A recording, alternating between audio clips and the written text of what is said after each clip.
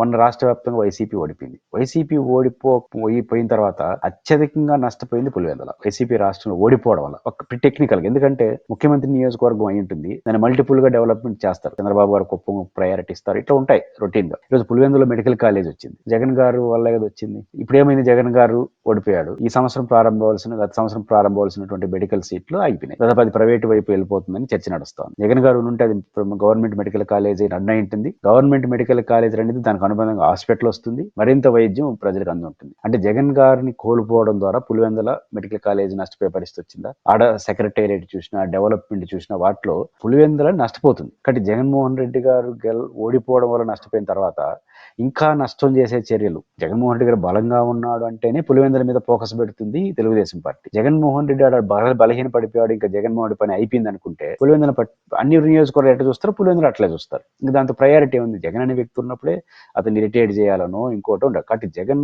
బలంగా ఉండడం పులివెందుల ప్రజలకు కూడా ఒక అవసరం. కాబట్టి ఆ రీత్యా చూసుకున్నప్పుడు జగన్మోహన్ రెడ్డి గారు ఓడిపోయిన దాని ఫలితం ఈరోజు పులివెందుల చూస్తుంది. కాబట్టి ఇంకా జెడ్పీటీసీ అన్నిట్లో వాడగొట్టి మొత్తాన్ని సమస్య తెచ్చుకునే పరిస్థితి ప్రజలు ఉండరు. కానీ ఆ రీత్యా చూసినప్పుడు పులివెందుల్లో వైసీపీకి గెలుపుకు తిరుగు ఉండదు అనేది ఒక అంచనా ఉంది.